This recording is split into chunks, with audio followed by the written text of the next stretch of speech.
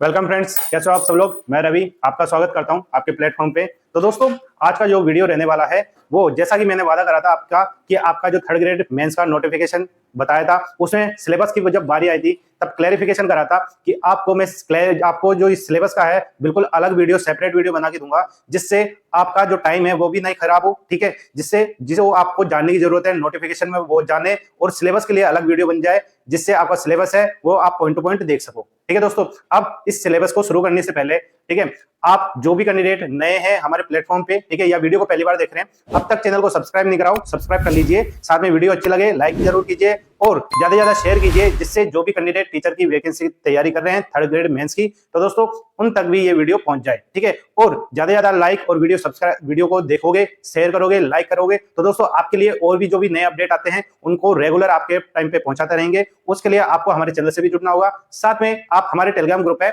जो वीडियो के description box में उसका लिंक दिया गया होता है, उसको ज्वाइन करिए। उसमें भी आप हर प्रत्येक वीडियो के और साथ में नई वैकेंसी के जितने भी अपडेट आते हैं वो आपको अपडेट वहां पे प्राप्त होते जाएंगे। तो दोस्तों इसी तरीके से शुरू करते हैं इस वीडियो को। ठीक है, अब आप सामने देख सकते हो आपका जो नोटिफिकेशन है यहाँ पे ओपन है। ठीक है, इसमें सिर्फ बात करेंगे ओनली सिलेबस की, और सिलेबस से पहले आपको इसमें बताएंगे कि सर जो आपकी टोटल वैकेंसी किस तरह से रहने वाली है। ठीक है, टोटल वैकेंसी पे एक नजर डाल लेते हैं। ठीक है, टोटल वैकेंसी आप देख सकते हो यहाँ पे आपकी राजस्थान कर्मचारी चयन बोर्ड है। ठीक है, ये पूरा नोटिफिकेशन है। नोटिफिकेशन में आपका जो आज का सिलेबस है वो रहेगा आपका लेवल 1 का, जो कि क्लास 1 से 5 तक की है। ठीक है, यानी इसमें जो स्टूडेंट है वो पास करेंगे, मेरिट में बनेंगे, तो दोस्तों वो लेवल 1 यानी कक्षा 1 से 5 तक के अध्यापक बनेंगे। ठीक है, इनमें जो आपकी वैकेंसी आई है, ठीक है, वैकेंसी कुछ इस प्रकार की रहेगी आपकी संस्कृत शिक्षा विभाग और साथ में प्रारंभिक शिक्षा विभाग, इन दो विभाग से आपकी वैकेंसी निकली है।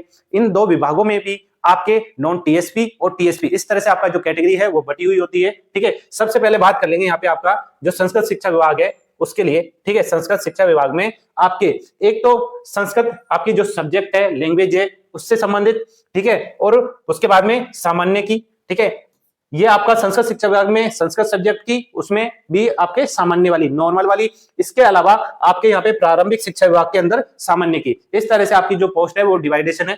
बात करेंगे सबसे पहले संस्कृत शिक्षा विभाग में जो आपकी संस्कृत लैंग्वेज है, सब्जेक्ट है, तो उसमें कितनी वैकेंसी आई है। उसमें आप देख सकते हो गैर अनुसूचित क्षेत्र, जिसमें 187 पोस्ट देखने को मिलेगी, और अनुसूचित क्षेत्र यानी टीएसपी। ठीक है, उसमें आपको यहाँ पे कोई पोस्ट आपको नहीं मिली। आपको क्लैरिफिकेशन कर देता हूं, जो गैर अनुसूचित क्षेत्र है उसे नॉन टीएसपी बोला जाता है। ठीक है, नॉन टीएसपी। ठीक है, साथ में जो अनुसूचित क्षेत्र है उसे टीएसपी क्षेत्र बोला जाता है। ठीक है, अब दोस्तों इसके बाद में आते हैं आपका संस्कृत शिक्षा विभाग में सामान्य वाली पोस्ट पे।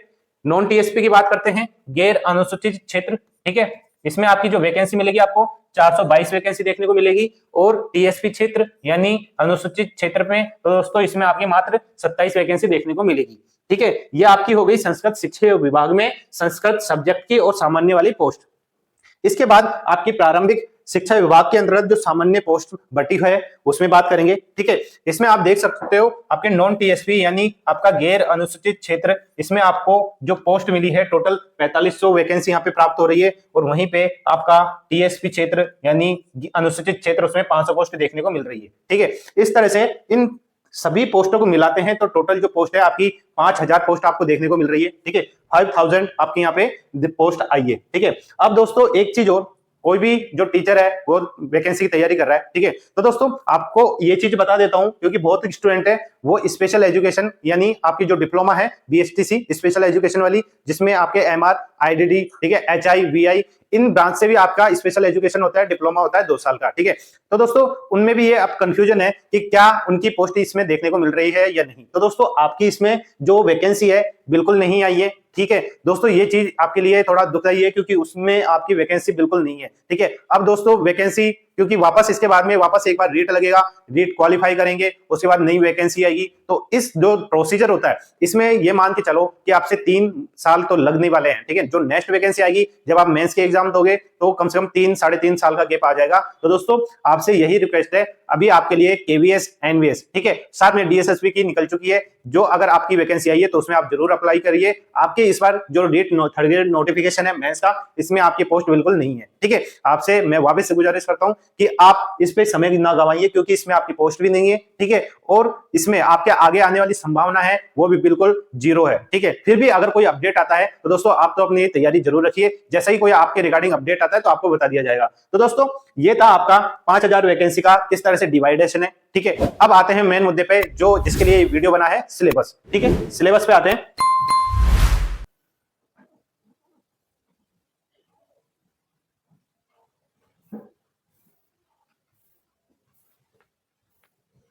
दोस्तों सिलेबस को स्टार्ट करने से पहले आपकी जो एग्जाम पैटर्न है, ठीक है, एग्जाम स्कीम है, उस पर भी चर्चा कर लेते हैं। आपके यहाँ पे जैसा स्टार्टिंग में बताया था, आपका एक इसमें संस्कृत शिक्षा विभाग और आपका प्रारंभिक शिक्षा विभाग में आपकी इस तरह से वैकेंसी बटी हुई है, ठीक है। आपका लेवल 1 वाला रहने वाला है और क्लास 1 से 5 तक, ठीक है। एग्जाम स्कीम कैसे रहेगी आपकी, इसमें आपके टोटल जो आपका पेपर है 300 अंकों का होगा, 300 मार्क्स का होगा। साथ में आपका इसमें जो आपको टाइम मिलेगा वो 2 घंटा 30 मिनट का समय आपको यहाँ पे मिलेगा, ठीक है। और इसके लिए आपको जो आपके पेपर होगा, पेपर आपका 150 क्वेश्चन होगा, सीधा सा लॉजिक है, यानी एक क्वेश्चन 2 मार्क्स का रहेगा, ठीक है। अनुमान यही लगा के चलिए, जब 150 क्वेश्चन है और 300 मार्क्स है तो जो एक क्वेश्चन है आपका 2 मार्क्स का रहेगा। टाइमिंग 2 घंटे 30 मिनट यानी 2.5 घंटे का समय मिलेगा आपको। ऑब्जेक्टिव आपके जो पेपर है वो पैटर्न ऑब्जेक्टिव टाइप का रहने वाला है, ठीक है। साथ में नेगेटिव मार्किंग की बात करते हैं। नेगेटिव मार्किंग रहेगी आपकी 1/3 भाग, यानी 1/3 आपकी नेगेटिव मार्किंग रहने वाली है। उसी के अकॉर्डिंग आपकी जो मार्क्स है उसकी कटौती होगी, ठीक है। ये आपका एग्जाम की स्कीम हो गई, परीक्षा की स्कीम। अब आते हैं आपके सिलेबस पे, ठीक है। सिलेबस में दोस्तों आपको बिल्कुल 1 by 1 क्लियर करेंगे, क्योंकि ये पूरा वीडियो डेडिकेटेड है पूरा सिलेबस के लिए, ठीक है। सिलेबस की शुरुआत करने से पहले आपको बता देता हूं, आपको बिल्कुल पॉइंट टू पॉइंट मैं रीड करता चलूंगा और आपको समझाता चलूंगा। सामान्य शिक्षा परीक्षा, ये इस पे ध्यान दीजिएगा, सामान्य शिक्षा परीक्षा के लिए विषय और अंकवार, ठीक है। यानी इसमें आपके जो आपके सेक्शन बटे होंगे, जो आपकी सब्जेक्ट बटी होगी, उसमें आपको कितने मार्क्स का वो सब्जेक्ट आ रहा है वो भी यहाँ पे आपको देखने को मिलेगा, जिससे आप डिसाइड कर पाओगे कि आपकी जो प्रायोरिटी है रीड करने की, यानी आपको जो मार्क्स अचीव करने, तो आप कौन सी सब्जेक्ट आप प्रायोरिटी में रखोगे वो भी आप यहाँ पे देख सकते हो, ठीक है। बात करेंगे सबसे पहले आपकी सामान्य शिक्षा विभाग की, जो यहाँ पे मैंने क्लियर कर दिया गया है, ठीक है। शुरुआत में आता है आपका, इसमें फर्स्ट चैप्टर आएगा, ठीक है, फर्स्ट सेक्शन आएगा, आप यहाँ पे देख सकते हो, जिसमें आपका क्या आएगा, भौगोलिक आएगा, ऐतिहासिक आएगा, सांस्कृतिक ज्ञान आएगा और राजस्थानी भाषा आएगा। इन सभी चारों पार्ट्स को मिला के, 4 सब्जेक्ट को मिला के टोटल जो मार्क्स बनेगा आपका 100 मार्क्स बनेगा, ठीक है। अब 100 मार्क्स ये चलिए कि जो टोटल इसके क्वेश्चन है चारों सब्जेक्ट मिला के, उसके 50 क्वेश्चन यहाँ पे आपको देखने को मिल जाएंगे, ठीक है। 50 क्वेश्चन इन चारों सब्जेक्टों में देखने को मिलेंगे। अब किस तरह से आपके यहाँ डिवाइडेशन होता है ये पे भी देख लेते हैं। सबसे पहले बात करेंगे आपकी भूगोल की, ज्योग्राफी की, ठीक है। अब ये दोस्तों आपके पूरे राजस्थान की है, इंडिया का यहाँ पे कोई भी लेना देना नहीं है। जो भी आप इतिहास, संस्कृति और राजस्थानी भाषा और वो ज्योग्राफी पढ़ोगे वो राजस्थान के संदर्भ में रहने का, ठीक है। इसमें पहला पॉइंट आ जाएगा आपका भौगोलिक स्वरूप, ठीक है। भौगोलिक स्वरूप के बाद में आपका यहाँ पे आप देखने को मिलेगा यहाँ पे मानसून तंत्र एवं जलवायु। इसके बाद में अपवा तंत्र आएगी, अपवा तंत्र में आपकी झीलें आएगी, नदी आएगा और बांध आएगा, ठीक है। वन संपदा आ जाएगी, जीव जंतु आ जाएंगे, वन्य जीव संरक्षण एवं अभ्यारण्य, यानी आपके राजस्थान में कितने वन्य जीव संरक्षण है, कितने अभ्यारण्य है, उसकी नॉलेज भी आपको रखनी है। करंट में कितनी है इसका भी आपको, करंट के अकॉर्डिंग अगर कुछ इसमें अपडेट आए तो वो ज्यादा महत्वपूर्ण है। मृदाओं का टॉपिक आएगा, मृदा से संबंधित कितनी टाइप की मृदा होती है, संरक्षण के रिगार्डिंग क्या क्या इसमें विधियां हैं। प्रमुख फसलें, आपकी फसलें कितनी होती है, कौन कौन सी होती है, आप जानते हो, रबी, जायद, ठीक है, और खरीफ, ये 3 प्रकार की फसलें होती है। और इसमें कौन कौन सी फसलें उगाई जाती है, क्या क्या इनकी विधियां रहती है संरक्षण की, ठीक है, क्या क्या ऐसे चीजें अपडेट आई है, इनकी किस्में कितनी है, तो ये चीजें पूरी फसलों में आ जाएगी। इसके बाद जनसंख्या, तो दोस्तों राजस्थान की कोई सा भी पेपर हो उसमें जनसंख्या का अगर टॉपिक आता है तो दोस्तों ये मान के चलिए आपका 2011 की जो जनगणना है उसी के अकॉर्डिंग आपके यहाँ पे पूरे टॉपिक और क्वेश्चन देखने को मिलेंगे। तो जो आपका टॉपिक है जनसंख्या, उसमें आएगा आपका घनत्व, यानी घनत्व रिलेटेड सारे क्वेश्चन देख लीजिएगा, साक्षरता और लिंगानुपात, ठीक है। ये 3 इंपॉर्टेंट यहाँ पे दे दिया गया है, ठीक है। इसके अलावा जनसंख्या है, यानी आप जनसंख्या क्या जो इसलिए आपकी स्टैटिस्टिकल जीके है वो चीजें देख लीजिए। और 3 टॉपिक्स जो सब टॉपिक है कौन कौन से, घनत्व है, साक्षरता, लिंगानुपात, इस पे स्पेशल आपके जितने भी क्वेश्चन बनते हैं, ठीक है, वो चीज आपको बिल्कुल ध्यान रखना है। इसके अलावा जनजाति और उनके जो क्षेत्र है वो आ जाएंगे, आपके धात्विक खनिज, अधात्विक खनिज आ जाएगी, ऊर्जा के संसाधन कौन कौन से हैं, परंपरागत और गैर परंपरागत के अंतर्गत कौन कौन सी चीजें आती है आपके संसाधन, ठीक है, पर्यटन स्थल कौन कौन से हैं पूरे राजस्थान में, ठीक है। और अगर कोई लेटेस्ट में किसी के बारे में कोई अपडेट है तो दोस्तों वो जरूर आपको ध्यान रखना है। यातायात के साधन कौन कौन से हैं, उनके लिए क्या क्या सर्विस है, ठीक है, यानी आप यातायात में क्या क्या, हवाई जहाज ले लो, ठीक है, आपका जलमार्ग ले लो, ठीक है, जलमार्ग के साथ साथ आपकी जो कितने आपकी हाईवे है, नए हैं, अपडेट है, उनमें कोई चेंज हुआ है उनके नाम्स में, ठीक है, कोई नई चीजें बनी है, तो उसके लिए भी आपको जो करंट है उसके हिसाब से आपको ये चीजें ध्यान रखनी है, ठीक है। ये आपका ज्योग्राफी का पार्ट आ गया।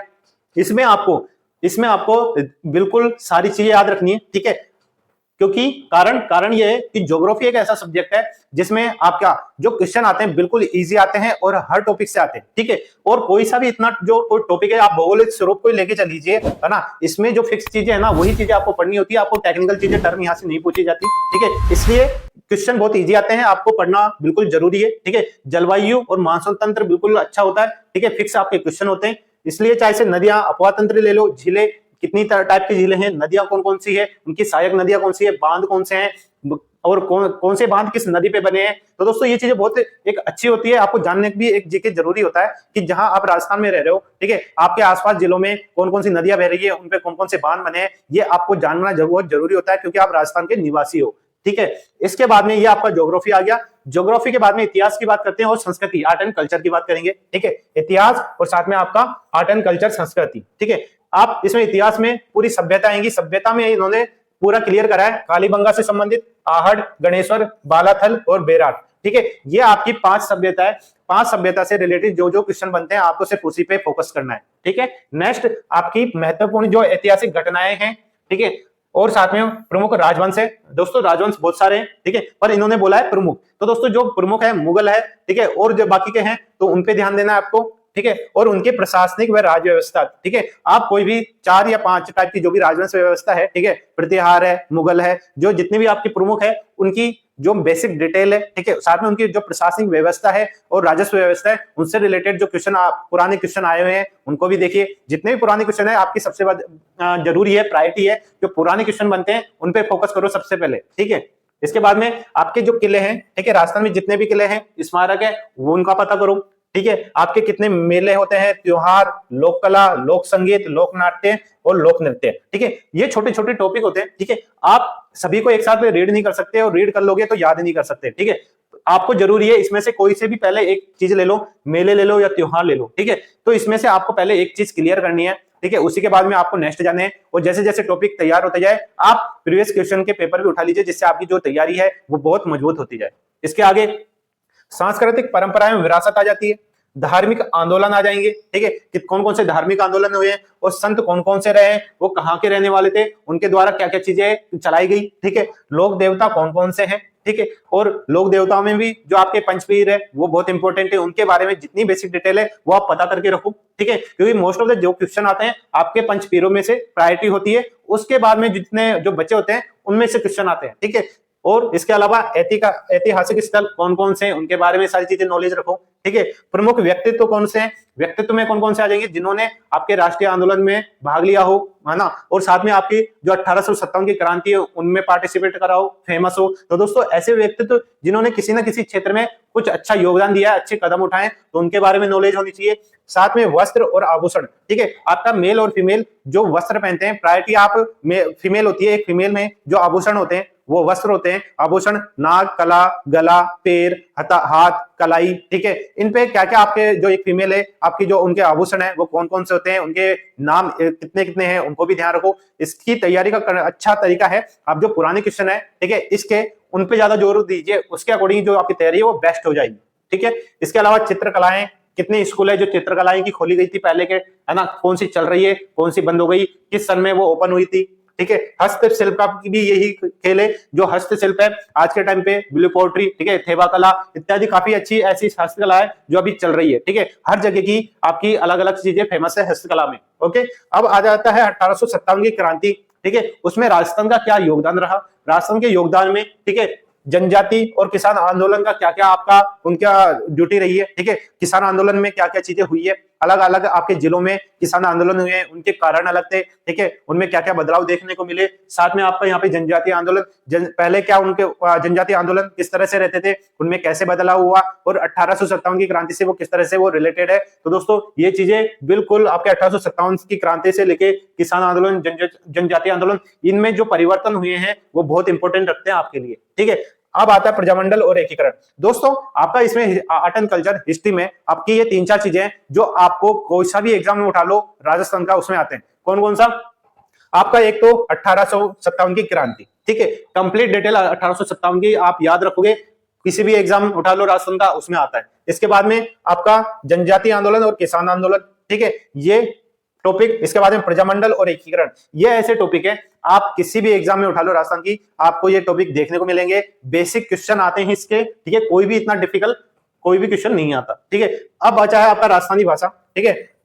राजस्थानी भाषा दोस्तों इसी में एड है, ठीक है, क्योंकि टीचर की वैकेंसी है इसलिए।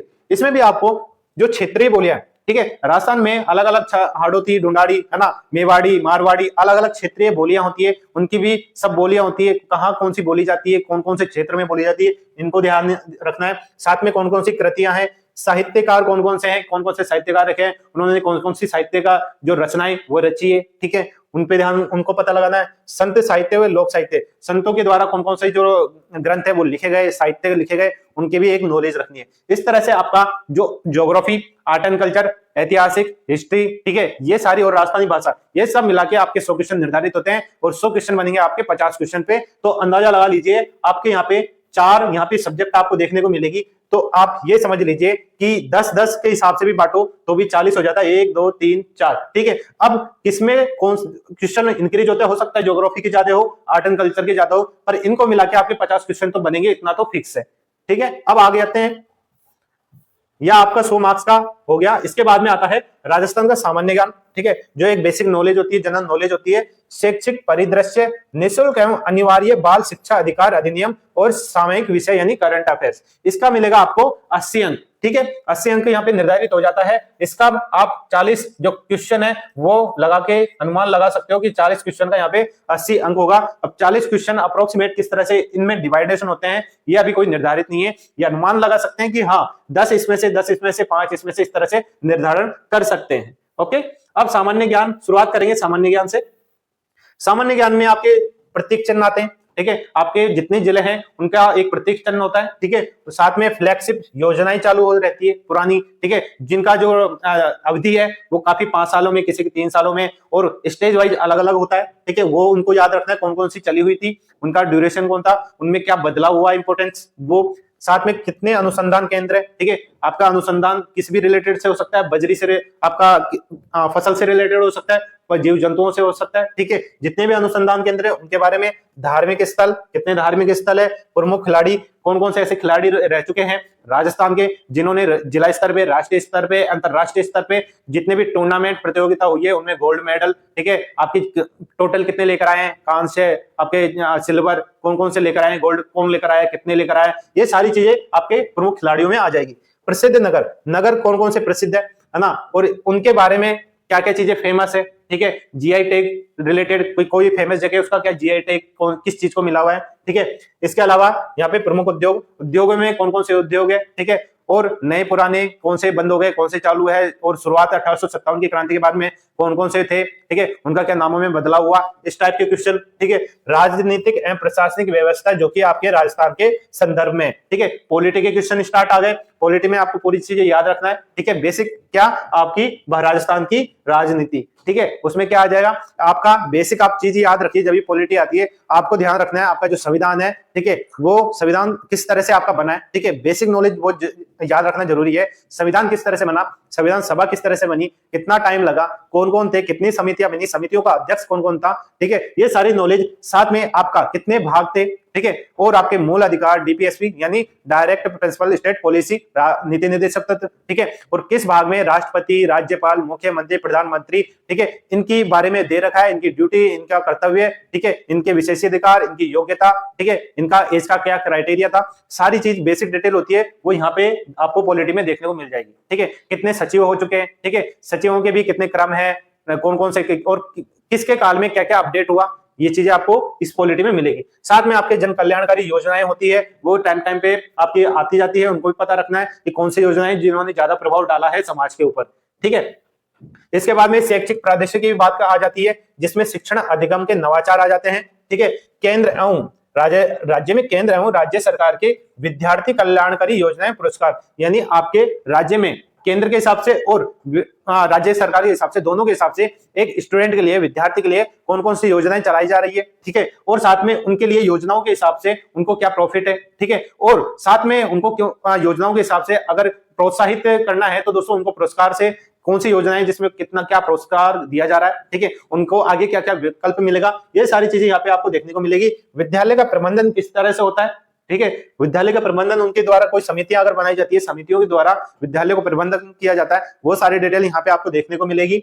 राष्ट्रीय शिक्षा नीति, ठीक है, और राजस्थान के परिप्रेक्ष्य में राष्ट्रीय शिक्षा नीति है, ठीक है, 2020, उसके द्वारा क्या क्या आपके प्रावधान आए, ठीक है, क्या क्या आपके यहाँ पे एक चीजें आप विधि बनाई है जिसके अकॉर्डिंग आपके विद्यालय में, आपकी कक्षा में एक विद्यार्थी के रिलेटेड, एक अध्यापक के रिलेटेड क्या क्या चीजें इसमें संशोधन हुए हैं, उसको क्या किस तरह से फॉलो करना है, वो सारा यहाँ पे आपको जो नीतियां बनाई है 2020 के संदर्भ में, उससे रिलेटेड सारे क्वेश्चन आएंगे, ठीक है। लास्ट में आता है आपका निःशुल्क एवं अनिवार्य बाल शिक्षा अधिकार अधिनियम, ठीक है, इसके रिलेटेड आपका एक जो स्कूल होती है, स्टार्ट होती है, ठीक है, क्लास 1 से लेके आपके 12वीं तक का, उसमें निःशुल्क किस तरह से किनको अलाउ है, वो सारी चीजें दी गई है। जो अधिनियम बनाया है 2009 वाला, उसमें क्या क्या प्रावधान है, क्रियान्विति उसको किस तरह से वहां पे प्रोसीजर करना है, किस तरह से अप्लाई करना है, और ये सभी तरीके की जो अधिनियम बनाया, अधिनियम में क्या क्या प्रावधान है, वो सारी डिटेल यहाँ पे आपको देखने को मिलेगी, ठीक है। इसके अलावा 2009 का अधिनियम और 2011 का अधिनियम, ये दोनों अधिनियम आपको देखने हैं।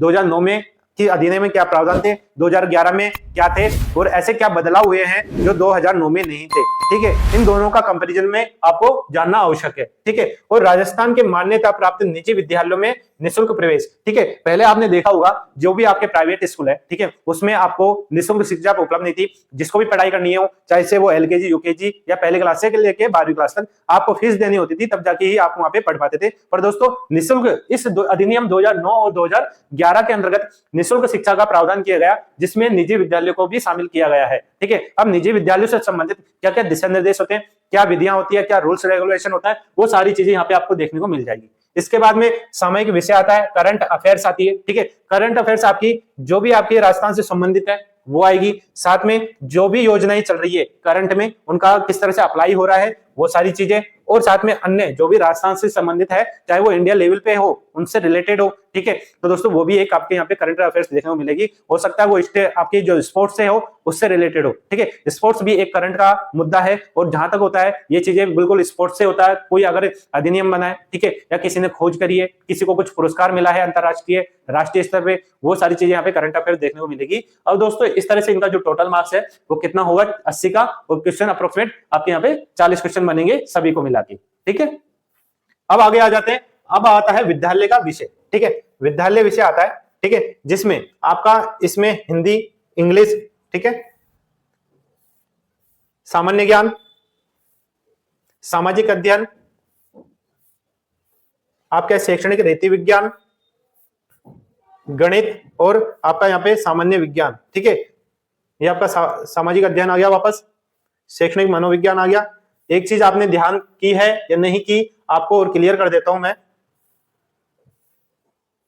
ये आपका पूरा देख सकते हो, ये वापस इसका जो नोटिफिकेशन था सिलेबस का, इसमें आपको काफी चीजें जो अलग से देखने को मिली होगी, ठीक है। आप वापस यहाँ पे जो सब्जेक्ट वाइज है वो देखते चलते हैं, ठीक है। विद्यालय विषय के बारे में दे रखा है, हिंदी में कितने टॉपिक आएंगे, ठीक है, और हिंदी का यहाँ पे 10 मार्क्स निर्धारित किया हुआ है, ठीक है। इंग्लिश के टॉपिक है यहाँ पे, ठीक है, यहाँ पे जो हिंदी इंग्लिश जो सब्जेक्ट दे रखी है उनके टॉपिक आएंगे, उनके टॉपिक के कितने क्वेश्चन आने वाले हैं, हिंदी के 10, इंग्लिश के यहाँ पे आपको 10 टॉपिक 10 मार्क्स देखने को मिलेंगे। टॉपिक आपके जो बेसिक आते हैं, आर्टिकल, टेंस, नरेशन, वॉइस, ठीक है, आपके phrasal verb, one word substitution, ठीक है, 10 क्वेश्चन। इसके बाद में गणित आ जाएगी, गणित के भी 10 क्वेश्चन।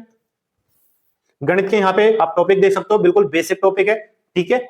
इसके अलावा साइंस आ जाएगी, साइंस के यहाँ पे आप टॉपिक देख सकते हो, अम्ल, क्षारक, लवण, तत्व, यौगिक, मिश्रण, ठीक है। भौतिक एवं रासायनिक परिवर्तन आ जाएगा, गति, बल एवं गति के नियम, प्रकाश, कोशिका, जीवों में श्वसन एवं परिवहन, जंतुओं में जनन, ये आपके टॉपिक है जो कि साइंस में देखने को मिलेंगे, और इसके भी आपके 10 अंक 10 मार्क्स निर्धारित है, ठीक है। सामाजिक अध्ययन की बात आ जाती है, जिसमें भी आपके यहाँ पे 10 अंक निर्धारित है, जिसमें राजस्थान का एक परिचय आ जाएगा, मुगल साम्राज्य आ जाएगा, राजस्थान की अर्थव्यवस्था, पृथ्वी के प्रमुख स्थल रूप, भारत के संदर्भ की बात करेंगे तो प्राकृतिक वनस्पति, वन्यजीव एवं वन्यजीव संरक्षण, राजस्थान के संदर्भ में कृषि, भारत का संविधान, और साथ में राजस्थान के संविधान में क्या निर्माण में योगदान रहा राजस्थान का, और राजस्थान में लोक प्रशासन। ठीक है, ये सारे टॉपिक मिला के आपको 10 अंक मिलने वाले हैं। ठीक है दोस्तों, पढ़ना बहुत कुछ है और अंक आपके फिक्स है, निर्धारित है। ठीक है, आपको इसमें दोस्तों सारी चीजें पढ़नी पड़ेगी, क्योंकि जो भी आपके सब्जेक्ट है उसकी बेसिक जानकारी आएंगी। जहां यहाँ पे आपको टॉपिक देखने को मिल रहे हैं सामाजिक अध्ययन में, जैसे राजस्थान का एक परिचय, आप यहाँ से आप कक्षा 6 से लेके आप 12वीं तक, ठीक है, कक्षा 6 से लेके 10वीं तक भी आप बुक उठाओगे ना, तो आपको सेम टॉपिक वहां पे आपको कक्षाओं में मिल जाएंगे, है ना। किसी कौन सी ये टॉपिक किसी तो 6ठी क्लास में, 7वीं क्लास में, 8वीं क्लास में, 9वीं 10वीं, इनमें सब टॉपिक बिल्कुल A to Z मिल जाएंगे।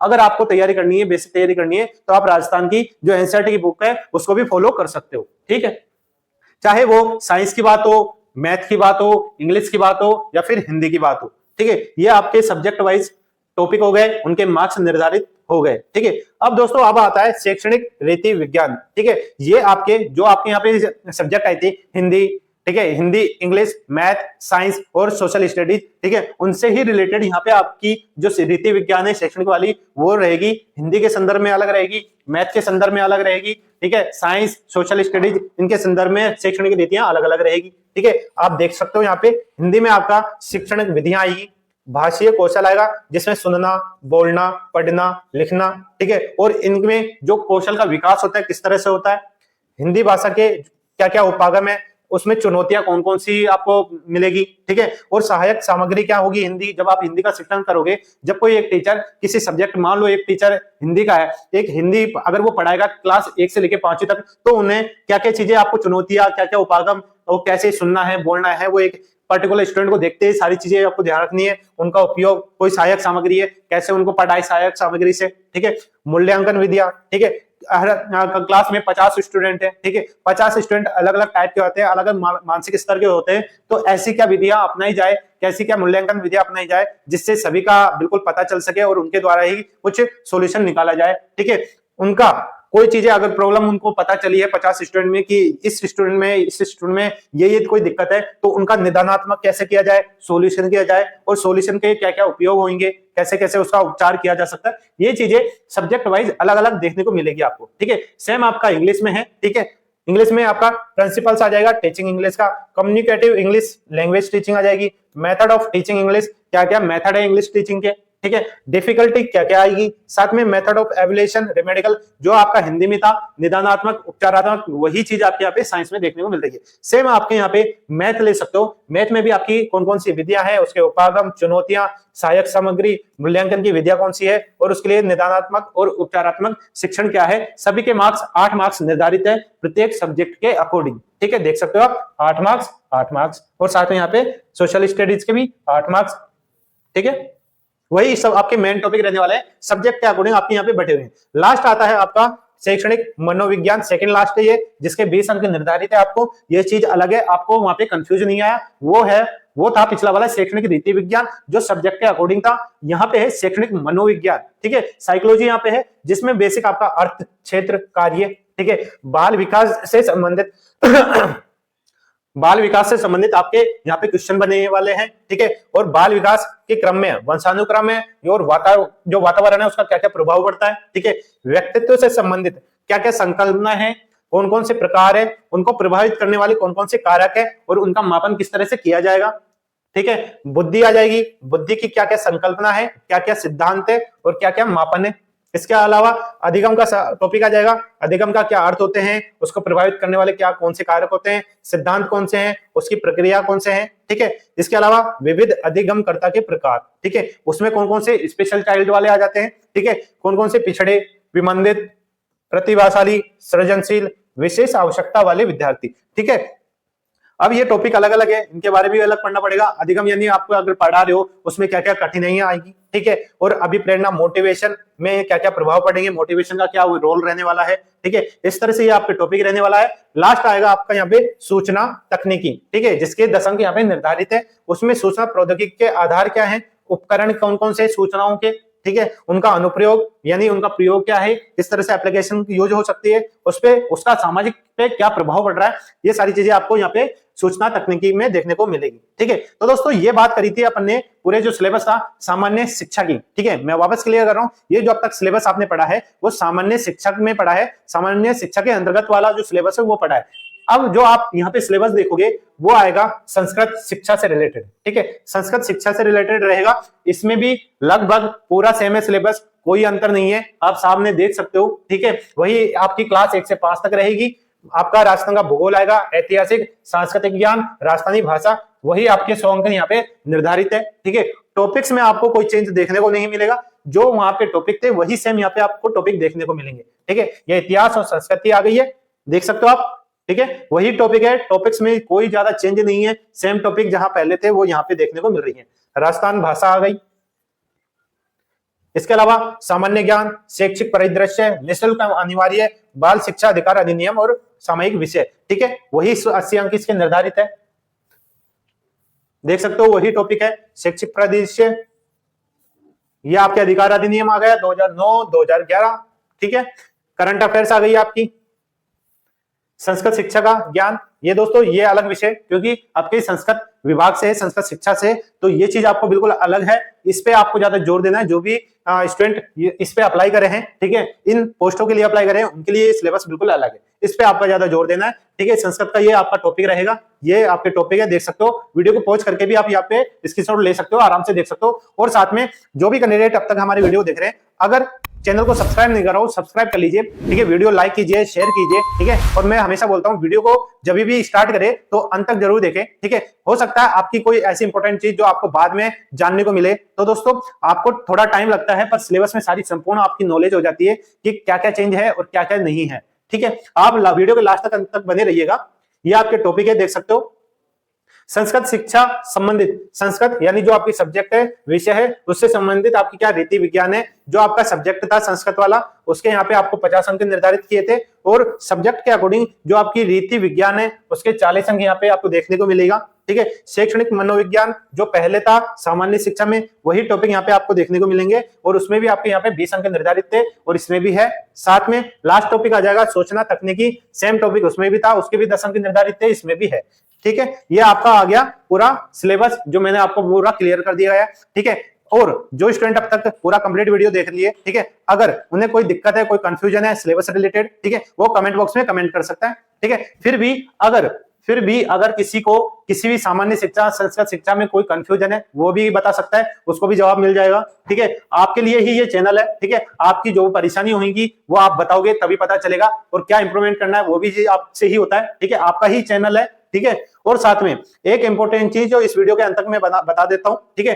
हालांकि ये वीडियो आपका था सिलेबस रिलेटेड, ठीक है, सिलेबस रिलेटेड जो वीडियो था मैंने कंप्लीट बता दिया है, ठीक है। एक इंपॉर्टेंट चीज जो हमेशा हर वीडियो में बताता हूं, और मेरी यही कोशिश रहती है कि मैं हर वीडियो में ये नॉलेज आप तक पहुंचाऊं, ठीक है। जैसा कि मैंने स्टार्टिंग में कहा कि एक ना एक चीज आपके लिए बहुत इंपॉर्टेंट हो जाती है, चाहे वो आपसे रिलेटेड हो, आपके सिलेबस से हो या किसी और से हो, ठीक है। इंपॉर्टेंट क्या है आपका यहाँ पे एग्जाम में, आप देख सकते हो, जिन्होंने अगर एग्जाम दी है राजस्थान की, ठीक है, कोई ना कोई सी यहाँ पे कम से कम 3 या 2 सालों में कोई सी भी एग्जाम दी है, तो दोस्तों आपको पेपर में तो देखने को मिला है, साथ में आपको ओएमआर में भी आपको एक चीज देखने को मिलेगी। वो क्या है? वो दोस्तों आपके ये है कि ऑप्शन, क्वेश्चन के ऑप्शन 5 ऑप्शन दिखाई देंगे आपको, साथ में ओएमआर में भी आपको गोले दिखाई देंगे, कितने? 5, ठीक है। पहले कितने दिखाई देते थे? पहले आपके यहाँ पे 4 ऑप्शन दिखाई देते थे, ए बी सी डी, और इस बार 3-4 साल से आपका अपडेट किया है एक ऑप्शन ई। आपको क्वेश्चन पेपर में भी देखने को मिलेगा, साथ में आपकी ओएमआर सीट है उसमें भी आपको यहाँ पे 5 ऑप्शन भी मिलेगा, ठीक है। अब 5 ऑप्शन का भी यूज बता देता हूँ, कैसा यूज करना है, ठीक है। 5 ऑप्शन की बाद दोस्तों यूज ये रहता है, आपको 4 ऑप्शन में तो आपकी जो क्वेश्चन रिलेटेड है, ठीक है, वो चीज आपको आपको करनी है। अगर क्वेश्चन आता है तो आप वो 4 ऑप्शन में से एक कर दोगे, ठीक है। और जो क्वेश्चन नहीं आ रहा आपको, उसमें आपको गोला ई फिल करना है, उसको भरना है, ठीक है, कंपलसरी है। बिल्कुल पहले बता देता हूं, जो क्वेश्चन आपको नहीं आ रहा उसमें गोला ई को पूरा भरना है, ठीक है। और जब कंप्लीट आप अगर ये प्रोसीजर कर देते हो तो आपकी जो ओएमआर सीट है वो बिल्कुल पूरी फिल हो जाएगी, ठीक है। ऐसा नहीं करना है कि किसी को स्किप कर दो, ठीक है। इसके लिए आपको 10 मिनट का एक्स्ट्रा टाइम दिया जाएगा। मान लो आपका 2.5 घंटे का समय है, ठीक है, 2.5 घंटे का समय है, 150 क्वेश्चन है, तो दोस्तों 2.5 घंटे के अलावा आपको 10 मिनट एक्स्ट्रा दिया जाएगा। आप ये पता कर सको कि आपकी जो ओएमआर सीट है उसमें कोई गोला छूट तो नहीं गया, ठीक है। ये चीज आपको देखना है। कारण, इसका कारण और बता देता हूं कि 10 मिनट एक्स्ट्रा क्यों दिया जाता है। अगर 10% प्रश्नों तक, ठीक है, यानी आपके जो टोटल क्वेश्चन कितने हैं? 150, ठीक है। ध्यान रखिएगा और ध्यान से सुनिए, 150 क्वेश्चन आपके पेपर में है, ठीक है। इसका 10% कितना होता है? 10% 15 क्वेश्चन।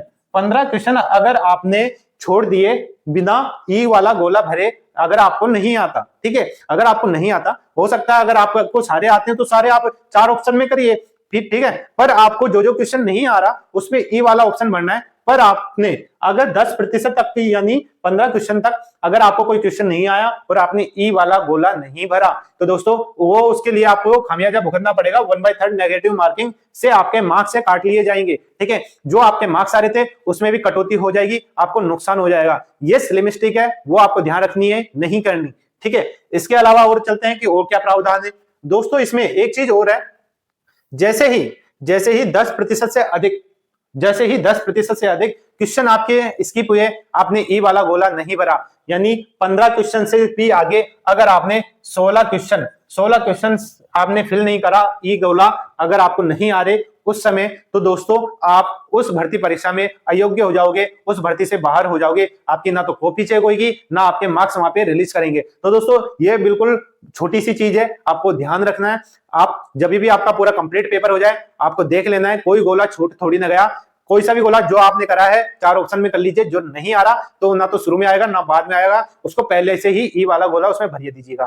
तो दोस्तों ये इंपॉर्टेंट चीज थी जो आपको बतानी थी, ठीक है। इसके अलावा मैं वापस आपसे बोलना चाहता हूं, जो स्टूडेंट अगर हमारे चैनल को अब तक सब्सक्राइब नहीं करो, सब्सक्राइब कर लीजिए, वीडियो को लाइक कीजिए, बेल आइकन दबाइए, जिससे आपको जो भी अपडेट हो आपको टाइम पे मिलता रहे। आपकी ये 3rd ग्रेड वैकेंसी से रिलेटेड या फिर आपकी चाहे से बैंक हो राजस्थान के संदर्भ में या आपके SBI, other finance sector, railway, इतने में जो भी जानकारियां होती है, जो भी अपडेट होते हैं, जो भी वैकेंसी आती है नई नई, उनके रिजल्ट, उनके आंसर की, उनके एडमिट कार्ड, वो सारी सूचनाएं आपको हमारे चैनल पे प्रोवाइड हो जाएगी, आपको कहीं जाने की जरूरत नहीं है। और साथ में टेलीग्राम ग्रुप है, उसमें भी हम अपडेट करते रहते हैं, ठीक है। और टेलीग्राम का लिंक है हमारे वीडियो को डिस्क्रिप्शन बॉक्स में आपको मिल जाएगा, वहां पे जाना है, क्लिक करना है, ज्वाइन करना है, ठीक है। ये सारी प्रोसेस आपको करनी है और आप हमेशा जुड़े रहिएगा, ठीक है। और साथ में आपका ही जो साथ होता है उसी से हमें मनोबल मिलता है और उसी मनोबल से, उसी कॉन्फिडेंस से हम आपके लिए कुछ ना कुछ नया लाते रहते हैं, ठीक है। तो दोस्तों अगर आप साथ हो तो ये आपका चैनल है, हमेशा आपके साथ रहेगा। तो दोस्तों इसी के साथ इस वीडियो को समाप्त करता हूं, मिलता हूं नए अपडेट, नए नोटिफिकेशन के साथ में। धन्यवाद, जय हिंद।